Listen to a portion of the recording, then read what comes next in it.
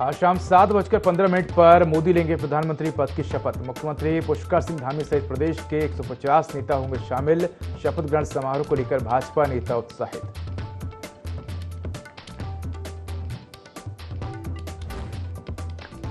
मुरली मनोहर जोशी से मिले मुख्यमंत्री पुष्कर सिंह धामी। दिल्ली स्थित आवास पर दोनों के बीच मुलाकात। उत्तराखंड के विकास को लेकर हुई चर्चा।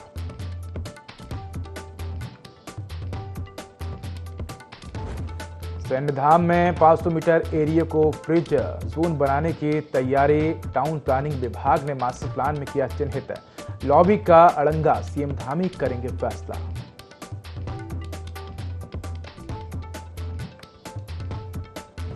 चंपावत में बारातियों ने सिख श्रद्धालुओं पर किया हमला। बाइक समेत तीर्थ यात्रियों को खाई में धकेला। गंभीर रूप से घायल 2 श्रद्धालु।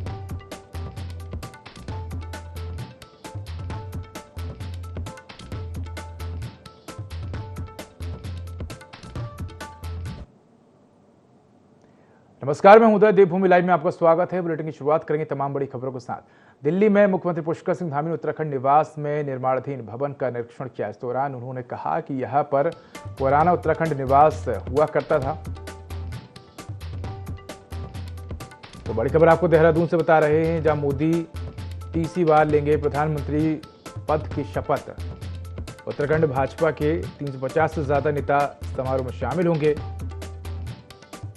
पुष्कर सिंह धामी, प्रदेश अध्यक्ष महेंद्र भट्ट सहित कई नेता इस दौरान मौजूद रहेंगे। तो तीसरी बार नरेंद्र मोदी के प्रधानमंत्री बनने से भाजपा में उत्साह है। ये बड़ी खबर आपको देहरादून से बता रहे हैं, जहां मोदी सरकार का शपथ ग्रहण समारोह आज है और मोदी तीसरी बार प्रधानमंत्री पद की शपथ लेंगे।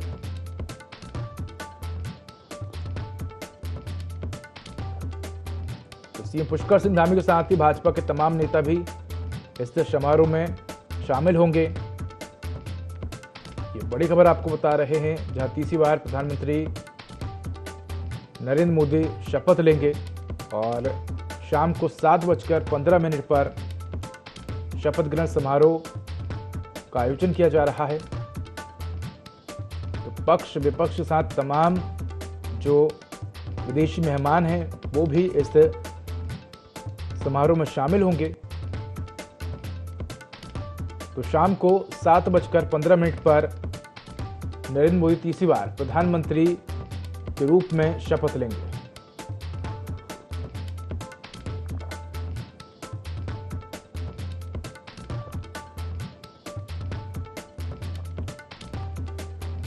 तो सीएम पुष्कर सिंह धामी के साथ ही उत्तराखंड के तमाम भाजपा नेता इस शपथ ग्रहण समारोह में शामिल होंगे।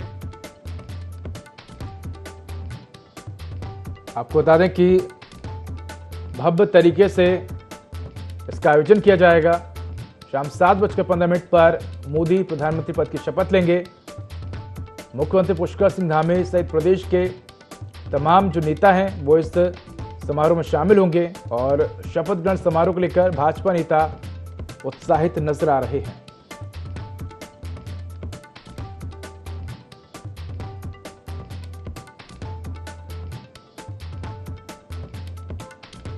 तो ये बड़ी खबर आपको बता रहे हैं देहरादून से, जहां आज नरेंद्र मोदी प्रधानमंत्री की शपथ लेंगे। तीसरी बार प्रधानमंत्री पद की शपथ लेंगे।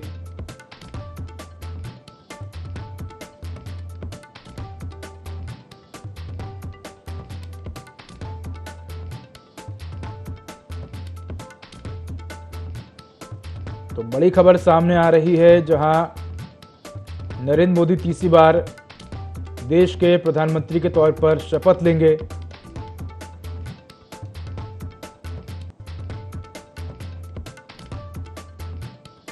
तो आपको बता दें कि शपथ ग्रहण समारोह को लेकर भव्य तैयारियां भी की गई हैं। अगले 2 दिनों तक नई दिल्ली इलाका नो फ्लाइंग जोन रहेगा और इस दौरान दिल्ली पुलिस के 3000 जवान, अर्धसैनिक बलों की 15 कंपनियां, एनएसजी, एसपीजी और इंटेलिजेंस विंग के अधिकारियों की तैनाती की गई है। शाम 5 बजे से मेहमानों का राष्ट्रपति भवन पहुंचना शुरू हो जाएगा और शाम 7:15 पर शपथ ग्रहण शुरू होगा।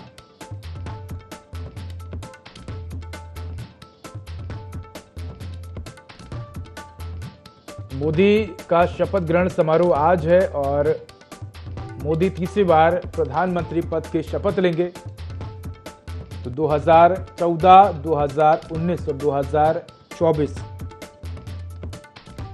तो तीसरी बार प्रधानमंत्री पद की शपथ लेंगे नरेंद्र मोदी।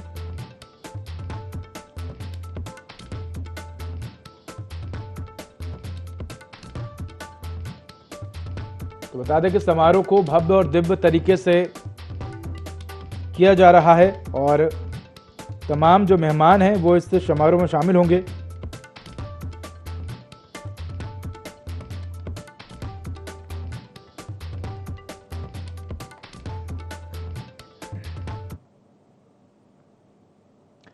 दिल्ली में मुख्यमंत्री पुष्कर सिंह धामी ने उत्तराखंड निवास में निर्माणाधीन भवन का निरीक्षण किया। इस दौरान उन्होंने कहा कि यहां पर पुराना उत्तराखंड निवास हुआ करता था, उस जगह पर ये नया निवास बनकर तैयार हो रहा है। लगभग तैयार हो गया है, इसमें लगभग 50 रूम हैं। जुलाई महीने में इसका लोकार्पण होगा। तो सीएम पुष्कर सिंह धामी ने उत्तराखंड भवन का निरीक्षण किया है। जुलाई महीने में इस भवन का लोकार्पण होगा और इस भवन की बात की जाए तो करीब 50 कमरे इस नए निर्माणाधीन भवन में होंगे। तो पुराने भवन के निवास पर ही नया भवन बनाया जा रहा है। ये हमारा राजधानी है, देश की राजधानी है और देश की राजधानी में हमारे उत्तराखंड से आने वालों की संख्या, जनप्रतिनिधियों की और अन्य हमारे ऑफिशियल्स हैं, लगातार यहाँ कामकाज होता है, लगातार आना पड़ता है।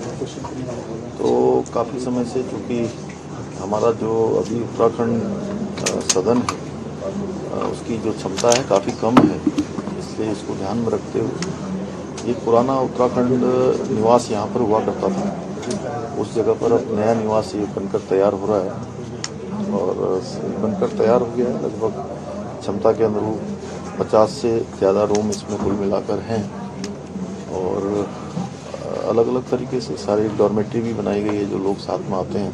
समय सीमा है कि जुलाई माह में ये इसका लोकार्पण हो जाए और ये लोगों के काम में आना शुरू हो जाए।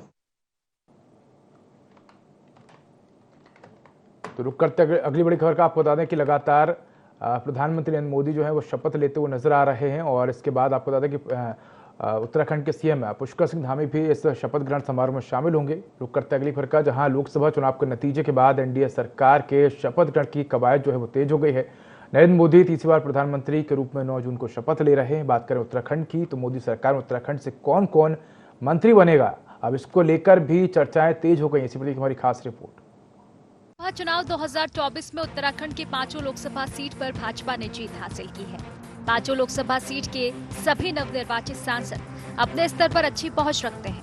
गढ़वाल संसदीय सीट से नवनिर्वाचित सांसद अनिल बलूनी की मोदी मंत्रिमंडल में मंत्री बनने की प्रबल संभावनाएं जताई जा रही है। यदि अनिल बलूनी मंत्रिमंडल में जगह बना लेते हैं तो वे मोदी मंत्रिमंडल में गढ़वाल से पहले सांसद होंगे। आपको बता दें कि बलूनी भाजपा के राष्ट्रीय मीडिया प्रभारी हैं और 1 दशक से ज्यादा समय से वो पार्टी के राष्ट्रीय संगठन में अहम पदों पर रहे हैं। इस वजह से वो प्रधानमंत्री नरेंद्र मोदी, केंद्रीय गृह मंत्री अमित शाह और भाजपा के राष्ट्रीय अध्यक्ष जेपी नड्डा के करीबियों में गिने जाते हैं। राज्यसभा सांसद के रूप में बलूनी उत्तराखंड को कई सौगातें दिला चुके हैं। वहीं अल्मोड़ा सीट से सांसद अजय टम्टा को 2016 में केंद्र में कपड़ा मंत्री बनाया गया था। उसके बाद 2019 में हरिद्वार लोकसभा सीट से पूर्व सांसद रमेश पोखरियाल निशंक को भी केंद्र में मंत्री बनाया गया था। इधर लोकसभा चुनाव में जीत हासिल करने वाले अजय भट्ट एक बार फिर मंत्री पद के प्रबल दावेदार माने जा रहे हैं। तो वहीं त्रिवेंद्र रावत भी मंत्री पद के प्रबल दावेदारों में शामिल है। बात करें नैनीताल लोकसभा सीट की तो इस सीट से अजय भट्ट ने चुनाव में भी प्रचंड जीत दर्ज की है। दूसरी ओर हरिद्वार से नवनिर्वाचित सांसद त्रिवेंद्र रावत भी केंद्रीय मंत्री पद की दौड़ में है। भाजपा हाईकमान ने इस दफा डॉक्टर रमेश पोखरियाल निशंक का टिकट काटकर उन पर भरोसा जताया है। उत्तराखंड में माला राज्य लक्ष्मी शाह के मंत्री बनने की संभावना भी जताई जा रही है, क्योंकि स्मृति ईरानी, मेनका गांधी समेत नवनीत राणा जैसी कई महिला मंत्री और सांसद चुनाव हार गई है।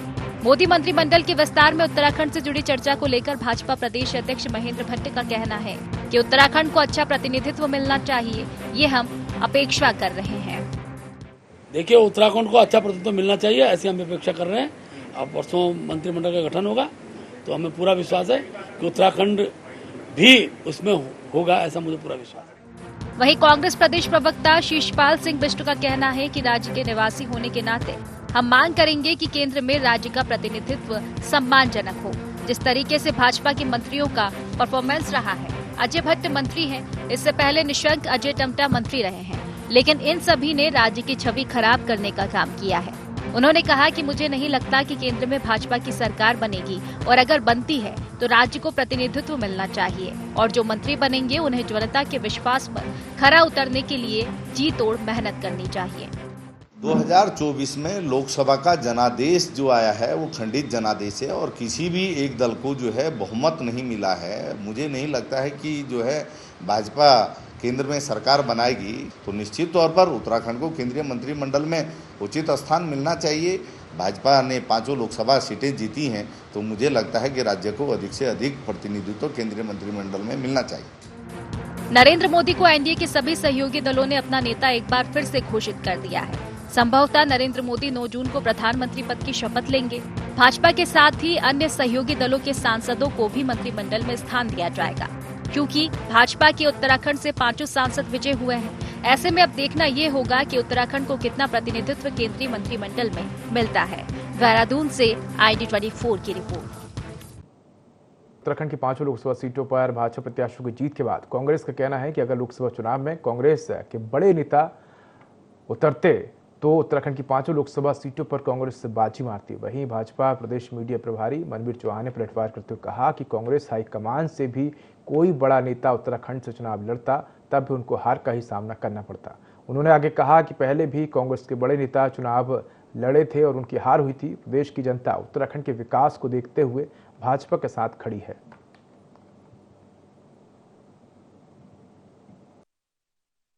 उनके चाहे कोई भी नेता यहाँ पर देश के हाईकमान का यहाँ लड़ता तभी भी उत्तराखंड की जनता भारतीय जनता पार्टी के साथ खड़ी रही है। पहले भी उनके बड़े नेता चुनाव लड़े हैं, उस समय भी भारतीय जनता पार्टी जीती है। इसलिए उत्तराखंड की जनता हमेशा राष्ट्रवादी विचारधारा की प्रदेश है और हमेशा वो भारतीय जनता पार्टी विकास के साथ हो रही है। भारतीय जनता पार्टी ने विकास किया है, इसलिए हमेशा भाजपा के साथ खड़ी रही है।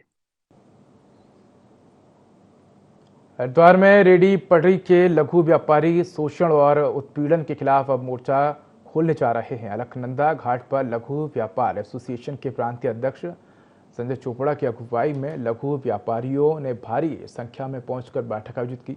बैठक में जिला प्रशासन ने अतिक्रमण के नाम पर व्यापारियों को हटाए जाने के विरोध में आगामी 11 जून को महापंचायत आयोजित करने का निर्णय लिया।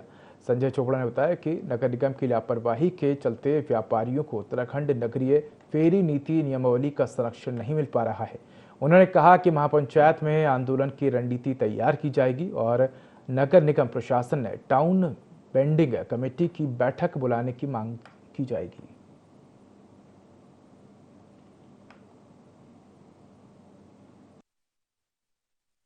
ये लगातार अतिक्रमण अभियान प्रशासन द्वारा चलाया गया है। हम पहले भी कह चुके हैं कि हम अतिक्रमण अभियान के विरोधी नहीं है।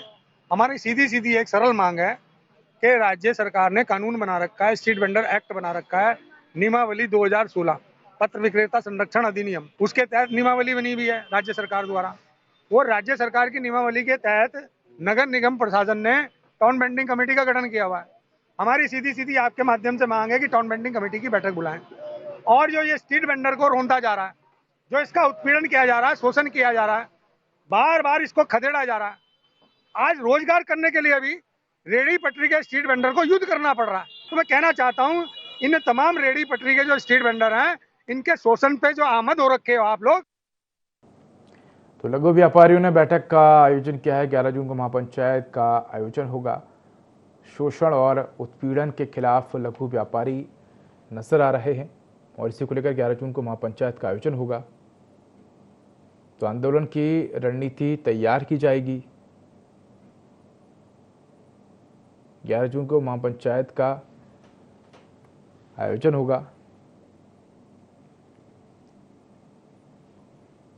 तो लघु व्यापारियों ने बैठक का आयोजन किया है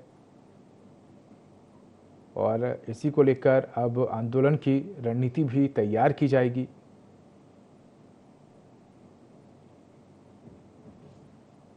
तो शोषण और उत्पीड़न के खिलाफ लघु व्यापारी नजर आ रहे हैं। उनका कहना है कि लगातार उनका शोषण और उत्पीड़न किया जा रहा है और इसी को लेकर आंदोलन करने की तैयारी में लघु व्यापारी नजर आ रहे हैं। तो 11 जून को महापंचायत का आयोजन होगा और आपको बता दें कि इसको लेकर रणनीति भी तैयार की जाएगी।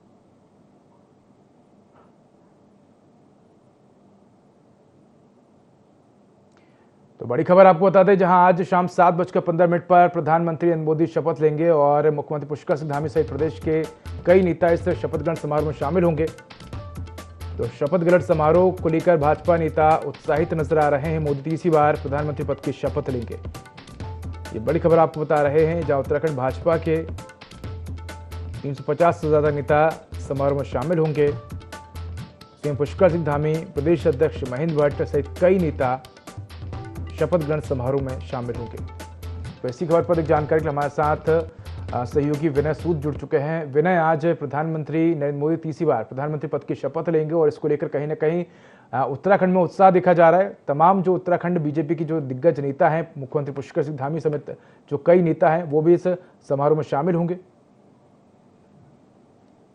जी बिल्कुल उदय, देखिए आपको बता दें कि जिस तरह से उत्तराखंड की 5 लोकसभा सीटों पर भी बीजेपी ने जो जीत दर्ज की है, उसको लेकर भाजपा में काफी उत्साह है। साथ ही साथ आज तीसरी बार देश के जो प्रधानमंत्री नरेंद्र मोदी जो है उस शपथ लेने वाले हैं। तो ऐसे में जो यहाँ पर बीजेपी की बात करें तो बीजेपी के 350 से ज्यादा जो नेता हैं, वरिष्ठ नेता, सांसद, विधायक, सभी जो है इस दौरान आज इस शपथ ग्रहण समारोह में पहुंचने वाले हैं और इसमें प्रदेश के मुख्यमंत्री पुष्कर सिंह धामी सहित जो बीजेपी अध्यक्ष महेंद्र भट्ट वो भी शामिल होंगे। तो ऐसे में देखा जा सकता है कि जिस तरह से काफी उत्साह जो है इस दौरान यहाँ पर देखने को मिल रहा है, बीजेपी कार्यकर्ताओं में हो या फिर बीजेपी के जो बड़े नेता हैं, दिग्गज नेता हैं, वो सभी जो है आज यहाँ पर शपथ ग्रहण समारोह में जाने वाले हैं। जी बिल्कुल विनय, कह सकते हैं कि काफी भव्य तरीके से शपथ ग्रहण समारोह का आयोजन किया जाएगा। अगर देखें तो उत्तराखंड में बीजेपी ने 5 सीटों पर जीत दर्ज की। ऐसे में क्या उत्तराखंड से किसी बीजेपी उम्मीदवार को, किसी बड़े नेता को मंत्री पद की जिम्मेदारी मिल सकती है? क्या कोई संभावित चेहरे ऐसे हैं? जी बिल्कुल उदय, देखिए उत्तराखंड की अगर बात करें तो उत्तराखंड से यहाँ पर मंत्री पद को लेकर के जो है अभी कोई स्थिति साफ नहीं हो पाई है। हालांकि जिस तरह से उत्तराखंड की जो 5 लोकसभा सीटें हैं उन पर तीसरी बार फिर से जिस तरह से लोकसभा के जो प्रत्याशी हैं वो बीजेपी से जीते हैं। तो ऐसे में यहाँ पर देखा जा सकता है कि आज का जो दिन है उसमें जो प्रधानमंत्री नरेंद्र मोदी आज शपथ ग्रहण इस दौरान करने वाले हैं, इसको लेकर के जो है बीजेपी के जो कार्यकर्ता हैं, जो दिग्गज नेता हैं, वो तमाम जो है बड़ी संख्या में इस दौरान शपथ ग्रहण समारोह में पहुंचने वाले हैं। साथ ही साथ उत्तराखंड से जिस तरह का लगाव यहाँ पर प्रधानमंत्री नरेंद्र मोदी का रहा है, उसमें पिछले 10 वर्षों में जिस तरह से उत्तराखंड में विकास कार्य को लेकर के मोदी की जो योजनाएं इस दौरान चलाई गई है, उत्तराखंड सरकार द्वारा जो है यहाँ पर जो योजनाएं इस दौरान यहाँ पर चलाई गई है, आम लोगों को उसका फायदा मिला है। तो ऐसे में देखा जा सकता है कि काफी महत्वपूर्ण जो है इस दौरान यहाँ पर जो है बीजेपी को माना जा रहा है। उत्तराखंड सरकार जिस तरीके से कार्य करती है, युवा मुख्यमंत्री है पुष्कर सिंह धामी, यहाँ पर मोदी प्रधानमंत्री नरेंद्र मोदी जिस तरह से मुख्यमंत्री की पीठ थपथपाते हैं, तो काफी जो है यहाँ पर इस चीज को भी जो है महत्व दिया जाता है। और आज जो शपथ ग्रहण समारोह जिस तरह से होने जा रहा है उसमें बड़ी संख्या में जो बीजेपी के दिग्गज नेता है वो भी पहुंचने वाले हैं। यहाँ पर मुख्यमंत्री पुष्कर सिंह धामी और साथ ही जो महेंद्र भट्ट हैं बीजेपी के प्रदेश अध्यक्ष, वो भी दिल्ली में मौजूद हैं। जी बिल्कुल विनय, अगर देखा जाए तो हम देखते हैं कि प्रधानमंत्री नरेंद्र मोदी का उत्तराखंड से विशेष लगाव रहा है और हमने देखा कि खुद प्रधानमंत्री नरेंद्र मोदी उत्तराखंड के विकास कार्यों की मॉनिटरिंग करते हुए नजर आते हैं। अब एक बार फिर से जब वो प्रधानमंत्री बन जाएंगे तो कहीं ना कहीं जो उत्तराखंड का विकास है वो अब तीव्र गति से होगा। जो निर्माण कार्य है और जिस प्रकार से उत्तराखंड में स्वदेशी उत्पादों को बढ़ावा देने की ओर प्रधानमंत्री और मुख्यमंत्री नजर आते हैं, ऐसे में कहीं ना कहीं उत्तराखंड के विकास में एक महत्वपूर्ण भूमिका जो है वो देखने को मिलेगी। जी बिल्कुल उदय, देखिए उत्तराखंड की अगर बात करें तो उत्तराखंड से जिस तरह से प्रधानमंत्री नरेंद्र मोदी का लगाव रहा है, उनकी जो पसंद है, मुख्यमंत्री पुष्कर सिंह धामी उत्तराखंड से हैं, तो ऐसे में उत्तराखंड के लिए हर तरह से जो है उत्तराखंड के लोगों के लिए किस तरीके से जो है विकास किया जाना चाहिए, क्या कुछ योजनाएं जो है इस दौरान चलानी चाहिए, तमाम चीजों को ध्यान में रखते हुए उत्तराखंड के जो लोग हैं उनको विकास कार्यों के चलते जो है उसका लाभ भी मिलता है। तो ऐसे में देखा जा सकता है कि पूरी जो यहाँ पर तैयारियां हैं इस दौरान वो साफ तौर पर देखने को मिलती है। मुख्यमंत्री पुष्कर सिंह धामी जिस तरह से विकास कार्य करते हैं, विनय कह सकते हैं कि आज प्रधानमंत्री के तौर पर नरेंद्र मोदी इसी बार शपथ लेंगे और कहीं न कहीं उत्तराखंड में भी जश्न का माहौल देखने को मिल रहा है। विनय, धन्यवाद आपका इस पर अधिक जानकारी के लिए। तो आपको बता दें कि एनडीए गठबंधन के साथ भारतीय जनता पार्टी देश में तीसरी बार अपनी सरकार बनाने जा रही है, लेकिन इस लोकसभा चुनाव में बीजेपी के कई बड़ी सीटों पर निराशा भी हाथ लगी है। उत्तर प्रदेश की फैसलाबाद अयोध्या लोकसभा सीट पर भाजपा जीत का स्वाद नहीं चख सकी, जिसे लेकर अलग अलग प्रतिक्रियाएं भी सामने आ रही हैं। विपक्ष लगातार पीएम मोदी पर तंज कस रहा है। इस पर पलटवार करते हुए बीजेपी से आकांक्षा ठाकुर ने कहा कि अयोध्या की जनता बहुत ही भोली भाली है, जो विपक्ष के झूठ के पुलिंदे में फंस गई। लेकिन धीरे धीरे अयोध्या की जनता को पता चल जाएगा कि विपक्ष ने उनके साथ किस तरीके का छल किया है। मैं खुद अफसोस में हूँ कि वहाँ पे ऐसा क्यों हो गया, लेकिन अयोध्या की जो जनता है ना, बड़ी भोली भाली है। वहाँ विपक्ष के उसमें आके जनता फंस गई है। जो विपक्ष ने भ्रम फैलाया है कि हम तुम्हें ये देंगे, हम तुम्हें वो देंगे, और सबसे बड़ा 8,500 का जो उन्होंने प्रति माह देने का वो फैलाया है भ्रम, उस चीज़ को लेके विपक्ष में अयोध्या वासी की जो जनता है फंस गई है। और दूसरी बात कि जनता को बहुत ही जल्दी समझ में आएगा कि हमने ये क्या किया है और क्या हमने खोया है, क्या हमने पाया है। फिलहाल इस बुलेटिन में इतना ही। खबरों का अधिक अपडेट के लिए देखते रहिए i24। नमस्कार।